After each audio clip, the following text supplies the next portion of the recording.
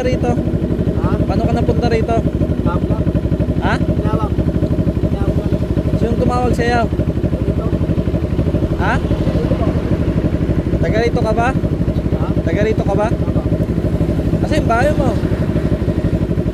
Dito lang. Live na ako sa amin. Outdoor na help na ako sa amin. Kawawa naman to. Yeah guys, oh, sulat-sulat na oh. Bigyan ko na siya ng pagkain niya tapos tubig niya.